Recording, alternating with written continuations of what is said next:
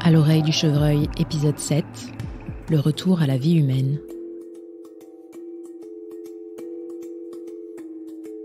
L'éco-aventure de l'homme chevreuil touche à sa fin. Après 7 ans de vie sauvage, il revient à la vie humaine. Simple, me direz-vous?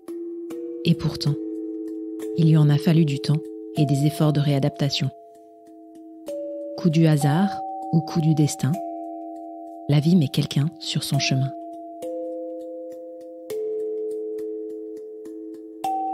Je me suis retrouvé dans l'obligation de revenir pour manger à la civilisation, d'une certaine façon. Et puis, en même temps, au même moment, en fait, j'ai rencontré ma compagne dans la forêt. Le seul chevreuil du coin qui voulait bien rester avec moi, c'était Daguet, parce qu'il était aussi têtu que moi, et il disait « c'est hors de question que je bouge de là, c'est mon territoire ». Mais vivre avec Daguet, c'est vivre sans le temps. Et il a fallu traverser un chemin, et on s'y est mis très tôt le matin, et le soir on y était encore, parce qu'à chaque fois il y avait des touristes, il y avait des motocross, ou il y avait des chiens qui se promenaient, enfin bref, c'était quelque chose de très long pour Daguet. Et puis le soir, au moment où il traverse, manque de bol, au loin, qui on voit une silhouette humaine, avec un chien. Et lui qui se remet à repartir, je me suis dit, on va pas y passer la nuit non plus. Alors j'ai dit, bon, je vais aller voir l'humain, mais j'étais excédé, parce qu'en fait, quand on est fatigué, qu'on a faim, qu'on a froid, on en a marre.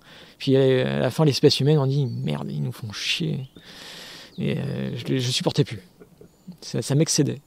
Puis je suis allé voir directement, alors je me suis dit, plutôt que de jouer le mec agressif, où je risque de m'en prendre une, parce que je sais pas sur qui je tombe, je vais jouer plutôt gentil. Et puis je dis, j'ai vu que c'était une femme en plus avec son chien. Bon, le chien n'était pas non plus, c'était pas un pitbull, hein, c'était un berger pyrénéen, donc bon, ça allait. Et j'ai dit, si vous voulez, là-haut, il y a des sangliers pour votre sécurité. Si j'étais vous, je ferais demi-tour. Elle m'a dit, mais vous êtes qui? Je lui ai dit, moi je suis photographe, je suis souvent là, je reviens de là-haut et c'est pas très très sécure. Enfin, les sangliers ont l'air vraiment méchants, hein, même si c'était pas du tout le cas. Et puis elle m'a dit, oui, à ce moment-là, je remonte à la voiture. Et puis comme un andouille, moi je l'ai suivi. Je l'ai raccompagné, on a discuté un peu le bout de gras. Et puis voilà, on est resté en contact en tout cas. Moi, je commençais à revenir à la civilisation de plus en plus. J'avais réussi à me faire ami avec le maire du village qui m'a financé entièrement l'exposition, parce qu'il m'a dit si tu fais des photos de tes chevreuils, je pourrais t'organiser une petite expo, ça pourra pourquoi pas te permettre de vivre. Puis je dis oui, pourquoi pas. Donc j'ai repris l'appareil photo, j'ai fait des photographies. Et puis j'ai commencé à ressortir de ça, même si à l'époque c'était difficile pour moi parce que les humains m'insupportaient, leur odeur je la supportais plus, je sentais le stress des gens, même s'ils étaient gentils, au fond il suffisait qu'ils aient une vie de merde et qu'ils aient une angoisse ou un truc comme ça, je le prenais pour moi et je résistais tant que la personne était là, et puis après je me sentais pas bien parce que tout me gênait chez lui. J'avais du mal à dormir parce que j'avais l'impression de crever, parce que quand j'étais enfermé dans une pièce, je respirais plus. Quand on est dehors, on a le vent qui passe dans les narines, on respire bien. Et puis là, je me retrouvais à plus avoir cette capacité naturelle de respirer. Il fallait faire des grands efforts pour respirer. Donc ça n'a pas été forcément très très facile de revenir à la vie humaine, avec tous les vertiges que j'avais, les angoisses, le stress, un monde qui file à une vitesse folle déjà à l'époque. Mais moi j'avais arrêté de vivre avec le temps, d'un coup il faut se remettre avec le temps, avec d'autres habitudes, enfin c'est une énorme galère de se réacclimater, on va dire, à l'humain. J'étais dans l'eau froide et d'un seul coup on m'a refoutu dans l'eau bouillante, quoi. Et j'étais le seul à le voir. C'est dommage, mais c'est comme ça.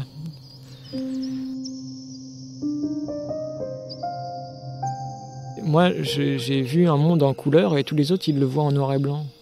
Et comment expliquer à tout le monde ce que c'est que la couleur? C'est quoi la couleur quand tout le monde a un poste en noir et blanc? C'est pas facile à expliquer. On peut partager les sons, on peut partager pas mal de choses, mais c'est ça qui est le plus dur en fait. Donc j'essaie à travers mon bouquin ou à travers les conférences ou des trucs comme ça, d'expliquer ce que c'est que la couleur, en fait. Voir la vie en couleur avec...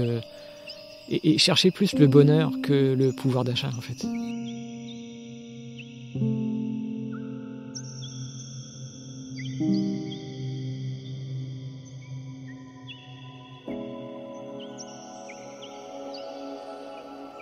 À travers cette mini-série audio, les Good Green Vibes ont partagé les sons de la vie en couleur. Les avez-vous entendus comme nous ? Dites-le nous. Mettez-nous plein d'étoiles. Laissez-nous un commentaire sur votre appli Apple Podcast. Écrivez-nous sur Insta ou sur LinkedIn. Et surtout, partagez cette éco-aventure. On ne le dira jamais assez. Elle est simplement fabuleuse, non ?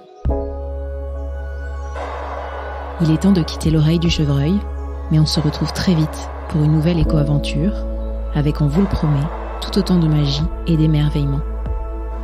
À très vite.